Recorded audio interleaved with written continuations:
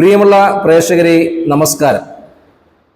ഒരു പെൺകുട്ടിയെ പ്രണയിച്ചതിൻ്റെ പേരിൽ അച്ഛനും അമ്മയ്ക്കും മകനെയും സഹോദരങ്ങൾക്ക് കൂടപ്പിറപ്പുകളെയും നഷ്ടപ്പെട്ട ഒരു സംഭവം ദൈവത്തിൻ്റെ സ്വന്തം നാടായ കേരളത്തിലാണ് സംഭവിച്ചതെന്നത് വളരെ ലജ്ഞയോടുകൂടിയാണ് കേരളീയ സമൂഹം കാണേണ്ടത്. കാരണം കേരളീയരായ നമ്മൾ പലപ്പോഴും ഉത്തരേന്ത്യയിലും ബീഹാറിലും തമിഴ്നാട്ടിലുമൊക്കെ നിരവധിയായ പ്രണയത്തിൻ്റെ പേരിലുള്ള കൊലപാതകങ്ങൾ സംഭവിക്കുമ്പോൾ അത് വലിയ ചർച്ചകളാകുകയും അത് പിന്നീട് ആ സംഭവവുമായി ബന്ധപ്പെട്ട് വളരെ മോശകരമായ അഭിപ്രായം രേഖപ്പെടുത്തുന്ന ഒരു കാഴ്ചപ്പാട് കേരളീയ സമൂഹത്തിനുണ്ട്. ആ സമയത്താണ് കേരളത്തെ ആകെ ഞെട്ടിച്ചുകൊണ്ട്, കേരളത്തിൻ്റെ മനസ്സാക്ഷിയൊക്കെ ഞെട്ടിച്ചുകൊണ്ടുള്ള ഒരു സംഭവം ദൈവത്തിൻ്റെ സ്വന്തം നാടെന്ന് ഞാൻ പറഞ്ഞതുപോലൊപ്പം തന്നെ സാംസ്കാരികവുമായും വിദ്യാഭ്യാസപരമായും സാക്ഷരതാപരമായും മുന്നോട്ട് നിൽക്കുന്ന കേരളീയ സമൂഹത്തിൽ കൊല്ലം ജില്ലയിലെ ഇരവിപുരം എന്ന സ്ഥലത്ത് ശക്തികുളങ്ങര പോലീസ് സ്റ്റേഷൻ്റെ പരിധിയുള്ള ഇരട്ടക്കട എന്ന സ്ഥലത്ത് വളരെയധികം ലജ്ഞാകരമായ രീതിയിലുള്ള ഒരു കൊലപാതകം നടന്നത് കേരളീയ സമൂഹം കണ്ടതാണ്. ഈ വിഷയവുമായി ബന്ധപ്പെട്ട് രണ്ട് തരത്തിലുള്ള വാർത്തകളാണ് ഇപ്പോൾ പത്ര ദൃശ്യ മാധ്യമങ്ങളിലൊക്കെ പ്രചരിപ്പിക്കുന്നത്. ദുരഭിമാന കൊലയം എന്ന രീതിയിൽ ചില ആളുകൾ ഇതിനെ പ്രചരിപ്പിക്കാൻ ശ്രമിക്കുമ്പോൾ, ചില ഓൺലൈൻ മാധ്യമങ്ങളിലൂടെ റിട്ടയർഡ് ചെയ്ത ഒരു IPS ഉദ്യോഗസ്ഥർ അടക്കമുള്ള ആളുകൾ ആ ആൺകുട്ടി അല്ലെങ്കിൽ മരിച്ചുപോയ അരുണിൻ്റെ സ്വഭാവ വൈകൃതം മൂലമാണ് പെൺകുട്ടിയുടെ പിതാവ് ഇത്തരത്തിലേക്ക് ഒരു കൊലപാതകത്തിലേക്ക് കടന്നു ചെന്നത് എന്ന ഒരു വ്യാഖ്യാനവുമായി മുന്നോട്ട് വരികയാണ്. പക്ഷേ ഈ വിഷയത്തിൽ വാർത്ത 24-ന് ചില കാര്യങ്ങൾ പറയാനിടയായ ഒരു സാഹചര്യം, ഈ കൊലപാതകവുമായി ബന്ധപ്പെട്ട് കഴിഞ്ഞ ദിവസം ഞങ്ങൾ കൊല്ലം ജില്ലയിലെ ഇരവിപുരത്തേക്ക് കടന്നു ചെല്ലുകയും മരണപ്പെട്ട അരുണിൻ്റെ പിതാവായ ബിജുവുമായി ഞങ്ങൾ സംസാരിക്കുകയും ചെയ്തു. ബിജുവിനോട് സംസാരിക്കുന്നതോടൊപ്പം തന്നെ ഈ ഇരട്ടക്കടയിൽ ഞങ്ങൾ പോയി ആ പ്രദേശത്തുള്ള ആളുകളോട് ഈ പെൺകുട്ടിയുടെ അച്ഛനായ പ്രസാദിനെ പറ്റിയും ഞങ്ങൾ ചില കാര്യങ്ങൾ തിരക്കിയെറിഞ്ഞു. വാർത്ത 24 ആദ്യമേ പറയട്ടെ, ഈ പെൺകുട്ടിയുടെ അച്ഛനായ P. പ്രസാദിൻ്റെ സ്വഭാവത്തെ പറ്റി ചില കാര്യങ്ങൾ സൂചിപ്പിക്കാതെ മുന്നോട്ട് പോകാൻ സാധിക്കുകയില്ല. കാരണം P. പ്രസാദ് എന്ന മനുഷ്യൻ, അങ്ങനെ മനുഷ്യൻ എന്ന് പറയാൻ പറ്റില്ല, ഒരു നരാധവൻ തന്നെയാണ്. കാരണം ഒരു 19 വയസ്സുകാരനായ ഒരു പയ്യനെ കൗമാരത്തിൻ്റെ ചേഷ്ടകളെല്ലാം കഴിഞ്ഞ് യൗവനത്തിലേക്ക് തൊട്ട് കാൽ വെച്ചപ്പോൾ മാത്രം, ഏകദേശം 19 വയസ്സ് മാത്രം പ്രായമുള്ള ഒരു പയ്യനെ പ്രസാദ് എന്ന പറഞ്ഞ ഒരു നരാധവൻ, ഒരു 5 അടി, ഒരു 80-90 കിലോ സൈസുള്ള ഒരു മനുഷ്യൻ വളരെ മൃഗീയമായ രീതിയിൽ കൊലപാതകം ചെയ്ത ഒരു സംഭവം. ഇതിൽ രണ്ട് തരത്തിലുള്ള അഭിപ്രായങ്ങൾ സോഷ്യൽ മീഡിയയിലൊക്കെ കാണാൻ ഇടയായി. ഒരു റിട്ടയർഡ് SP-യുടെ ഈ വിഷയവുമായി ബന്ധപ്പെട്ടുള്ള ഒരു പരാമർശത്തിന്റെ പേരിലാണ് ആ പിതാവിനെ പുകഴ്ത്തിക്കൊണ്ട് ചില ആളുകൾ സംസാരിച്ചത്. P. പ്രസാദ് എന്നതിനെ പറ്റി ഞങ്ങൾ കൊല്ലത്തെ ഇരട്ടക്കടയിൽ അന്വേഷിച്ചപ്പോൾ അദ്ദേഹത്തെ പറ്റി വളരെ മോശകരമായ അഭിപ്രായം തന്നെയാണ് ആളുകൾ രേഖപ്പെടുത്തിയത്. അദ്ദേഹം മുൻപ് കൊല്ലത്തെ പല പ്രമുഖ ആളുകൾക്ക് വേണ്ടി ഗുണ്ടാപ്പണി ചെയ്യുന്ന ഒരു വ്യക്തിയായിരുന്നു. ഈസ്റ്റ് പോലീസ് സ്റ്റേഷനിൽ ഇദ്ദേഹത്തിനുമായി ബന്ധപ്പെട്ട നിരവധി കേസുകളുണ്ട്. അങ്ങനെയുള്ള കാര്യങ്ങളൊക്കെ തന്നെയാണ് ആ ആളുകൾ ഞങ്ങളോട് പരാമർശിച്ച്. അതിലുപരി ഏറ്റവും ഭീകരമായ ഒരു കാര്യം ഞങ്ങൾ കേട്ടതെന്ന് പറഞ്ഞാൽ, ഈ അരുൺ പ്രണയിച്ച പെൺകുട്ടിയുടെ അമ്മ നിലവിൽ ഗൾഫിൽ ജോലി ചെയ്യുന്ന ഒരു വ്യക്തിയാണ്. മകളുടെ സുരക്ഷ പ്രസാദിന്റെ കൈകൾ ഭദ്രമല്ല എന്ന ഒറ്റ കാരണത്താൽ മാത്രമാണ് ഈ പെൺകുട്ടിയെ അവരുടെ ബന്ധുഗൃഹത്തിലേക്ക്, ഇരട്ടക്കടയിലെ ബന്ധുഗൃഹത്തിലേക്ക് മാറ്റി താമസിപ്പിക്കാനിടയായ കാര്യമെന്ന് ചില ആളുകൾ നമ്മളോട് പരാമർശിച്ചു. പക്ഷേ പല ഓൺലൈൻ മാധ്യമങ്ങളിൽ ഇതിനൊക്കെ തെറ്റായ രീതിയിലുള്ള ഒരു വ്യാഖ്യാനമാണ് കൊണ്ടുവന്നത്. കാരണം അരുണെന്ന ചെറുപ്പക്കാരൻ നിരന്തരമായി ഈ പെൺകുട്ടിയെ ശല്യം ചെയ്യുന്നതുകൊണ്ടാണ് പിതാവ് ഈ കുട്ടിയെ ഇരട്ടക്കടയിലുള്ള ബന്ധുവിൻ്റെ വീട്ടിലേക്ക് മാറ്റി പാർപ്പിച്ചു എന്നുള്ള വ്യാജ വാർത്തകൾ ഇങ്ങനെ പ്രചരിച്ചുകൊണ്ടേയിരിക്കുകയാണ്. പക്ഷെ അതല്ല സത്യം. ഈ പിതാവായ പ്രസാദ് ഒരു കൊടും ക്രിമിനലാണ്. അദ്ദേഹത്തിന്റെ സ്വഭാവ ദൂഷ്യം കൊണ്ടും മകള് വീട്ടിൽ സുരക്ഷിതമല്ല എന്ന ഒറ്റ കാരണത്താലാണ് ഈ അരുണും അതോടൊപ്പം തന്നെ ഈ പെൺകുട്ടിയുടെ മാതാവും കൂടി ആലോചിച്ചുകൊണ്ട് മറ്റൊരു ബന്ധുവീട്ടിലേക്ക് മാറ്റി പാർപ്പിക്കാൻ ഇടയായ സംഭവം. ഈ വിഷയവുമായി ബന്ധപ്പെട്ട് ഈ അരുണ് ഈ പെൺകുട്ടിയെ പ്രണയത്തിൽ ഒരു കുറ്റകരമായ കാര്യമല്ല. നമ്മുടെ ഈ പ്രായത്തിലൊക്കെ ആളുകൾ പ്രണയിക്കും.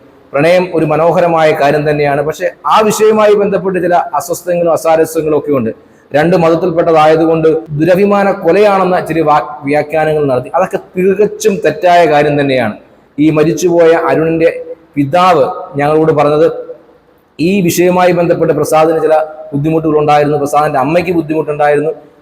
ആ കാര്യങ്ങളെല്ലാം പറഞ്ഞു തീർത്തുകൊണ്ട് ഈ അരുണിന് ഒരു ജോലിയൊക്കെ റെഡിയായി വരട്ടെ, വരുമ്പോൾ വീടൊക്കെ ഒന്ന് റെഡിയായി വരുമ്പോൾ ഞങ്ങൾ രണ്ടുപേരും നമ്മൾക്ക് വിവാഹം നടത്തി കൊടുക്കുക എന്ന വാക്ക് ഈ പ്രസാദിനോടും പ്രസാദിന്റെ ഭാര്യയോടും ഒക്കെ പറഞ്ഞതായി പിന്നെ അരുണിന്റെ പിതാവായ ബിജു ഞങ്ങളോട് സംസാരിച്ചു. അവർക്ക് ഈ ബിജുവിന്റെ അരുണിന്റെയും കുടുംബം എന്ന് പറയുന്നത് 3 മക്കളാണ്, 2 ആമക്കളും 1 പെണ്ണും, പിന്നെ ബിജുവിന്റെ ഭാര്യയും കൂടി ഒരു കുടുംബമാണ്. അവർ 10-22 കൊല്ലക്കാലമായി കൊല്ലത്തിന്റെ വിവിധ ഭാഗങ്ങളിൽ വാടകയ്ക്ക് താമസിക്കുമെന്നാണ് നമ്മളോട് പറഞ്ഞത്.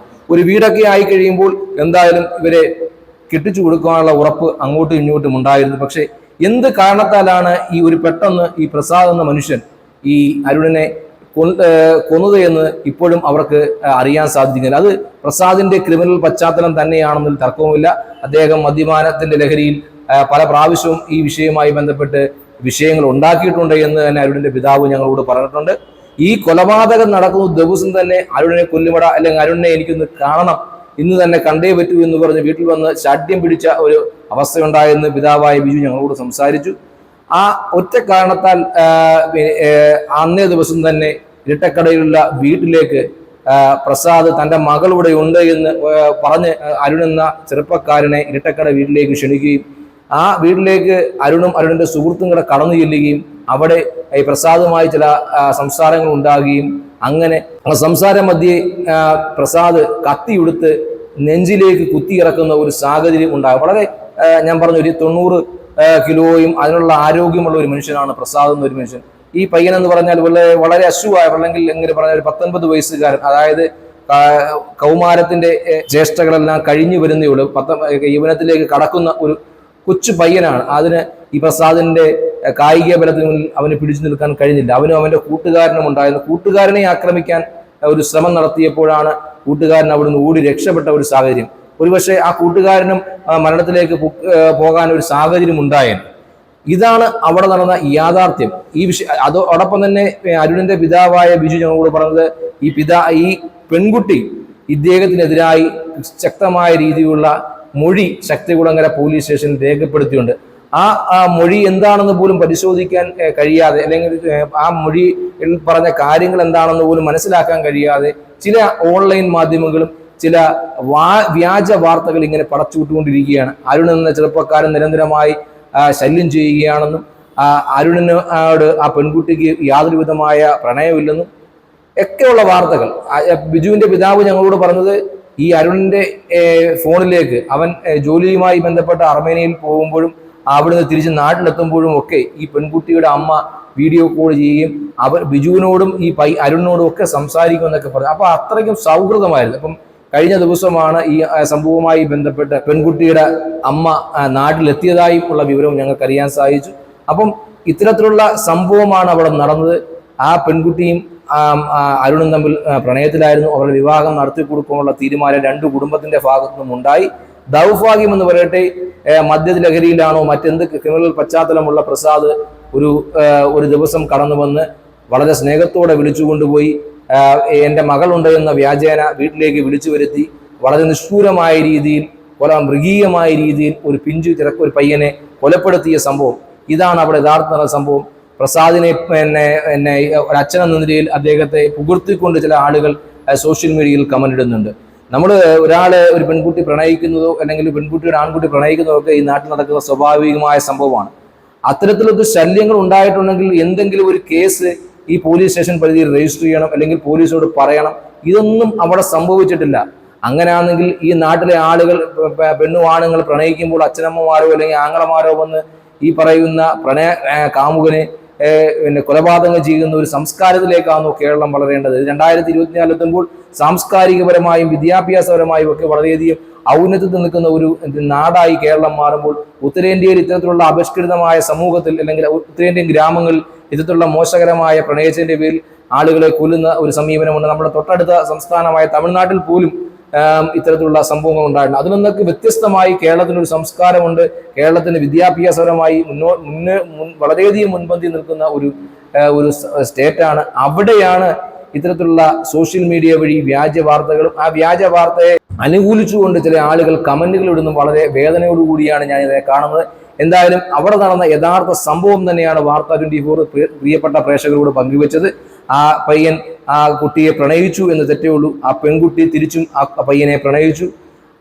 എന്തായാലും ആ പെൺകുട്ടിയുടെ പിതാവ് മദ്യലഹരിയിലാണോ മറ്റെന്ത് കാര്യത്തിലാണോ ആ പയ്യനെ വിളിച്ചു വരുത്തി കൊലപാതകം നടത്തി എന്നുള്ളതിനെ പറ്റി ആ വീട്ടുകാർക്കും ആ പെൺകുട്ടിക്കും യാതൊരു അറിവുമില്ല. എന്തായാലും വളരെ സങ്കടകരമായ ഒരവസ്ഥയായി പോയി. ഈ വിഷയത്തിൽ ശക്തമായ രീതിയിലുള്ള അന്വേഷണം നടത്തി ഇതിന്റെ കൃത്യമായ റിപ്പോർട്ടുകൾ പൊതുസമൂഹത്തെ അറിയിക്കേണ്ട ഉത്തരവാദിത്വം ശക്തികുളങ്ങര പോലീസ് സ്റ്റേഷനിലെ ഉദ്യോഗസ്ഥർക്കുണ്ട്, ഈ നാട്ടിലെ നിയമവ്യവസ്ഥിതിക്കുണ്ട്, ഈ നാട്ടിലെ ഭരണകൂട സംവിധാനത്തിനുണ്ട്.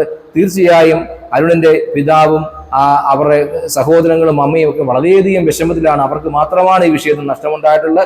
അവർക്ക് നീതി ലഭിച്ചേ മതിയാവൂ. ഈ പ്രസാദിനെ പോലെയുള്ള കൊടും ക്രിമിനലുകളെ ഇനിയെങ്കിലും വെളിയിൽ വിടാത്തക്ക രീതിയിൽ, സൂര്യ വെളിച്ചം കാണാത്ത രീതിയിൽ ആ കയൽത്തുറങ്കിൽ അടക്കുന്നതിനാവശ്യമായ നിയമ നടപടികൾ കേരള പോലീസിന്റെ ഭാഗത്തു നിന്നും ഉണ്ടാകുമെന്ന പ്രതീക്ഷയിലാണ് വാർത്ത 24 ഇത്തരത്തിലുള്ള വാർത്തകൾ റിപ്പോർട്ട് ചെയ്യുന്നത്. ഇത് ദുരൂഹമായ കൊലയല്ല. ഇത് ആൺകുട്ടി അരുണെന്ന മരണപ്പെട്ട പയ്യൻ അനാവശ്യമായ രീതിയിൽ ഒരു പെൺകുട്ടിയെ ശല്യം ചെയ്തതിന്റെ പേരിൽ നടത്തിയ കാര്യമല്ല.